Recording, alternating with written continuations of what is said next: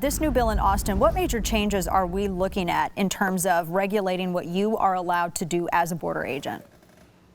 Well, this bill it's going to allow the local law enforcement agencies to actually assist Border Patrol agents in enforcing some of these immigration crimes. Now, what this bill, SB 1252, what it's doing is that it's going to allow the Texas Department of Public Safety to be able to assist us and to be able to prosecute those cases that our federal government is just not willing to prosecute. Wow, that's huge, because you haven't been able to do that before. And in other states, when law enforcement offices have tried to do that, you've kind of seen the Department of Justice get involved and say, and ICE get involved and say, you're kind of stepping on our turf here. But it makes sense that you would have the ability to do it because you're there on the ground. You know better than anybody else with what you're dealing. Correct. Unfortunately, as Border Patrol agents, we are really discouraged in the way we do our job. It seems that our morale is actually being attacked day after day with different situations, from DACA to DAPA to loss in pay. And it seems that they want to keep us from doing our job, from actually securing the border. Thank God that we have hardworking Border Patrol agents that are willing to go out there and actually attempt to get that mission completed.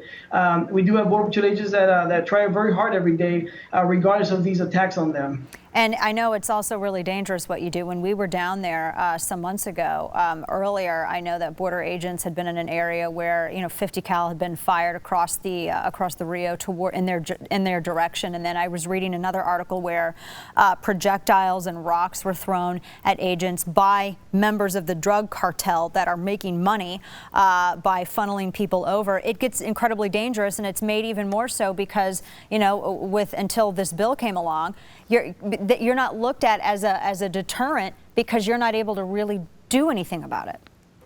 That is correct, and it's very unfortunate for these drug cartels. It's all about business. It's all about money. The more enforcement that we get out there, now that the Texas Department of Public Safety has been helping us out in the Rio Grande Valley, it seems that these drug cartels are actually becoming more and more aggressive. They're not respecting our Border Patrol agents. And yes, we are getting attacked on a very regular basis with up to like 50 caliber rounds. As Border Patrol agents, we don't have that type of weapons, and unfortunately, we're being outgunned by these drug cartels. Give me some insight. What's an average day look like for a Border Patrol agent? Give us some insight to our viewers. Well, as Border Patrol agents, we go out there and we have a whole bunch of different duties that we conduct. We go out there, we patrol the border, we walk on foot next to the riverbanks, next to the border. We also man traffic checkpoints, and we actually encounter and deal with a lot of the American public. And we're out there every day in the sun. We're trying to apprehend these illegal aliens. Unfortunately, it's like a cat and mouse game. We might be able to apprehend 5, 10, 15 illegal aliens in one area of the border, but unfortunately, we do get beat on the other side of the border, and 20, 30 get away. We are facing in organizations that are very organized in the way they do their smuggling activities. And unfortunately, they know how to do it very good. And unfortunately, we're trying our best with the very limited resources that we have. What kind of impact do you think that these new regulations are going to have on the amount of those crossing illegally?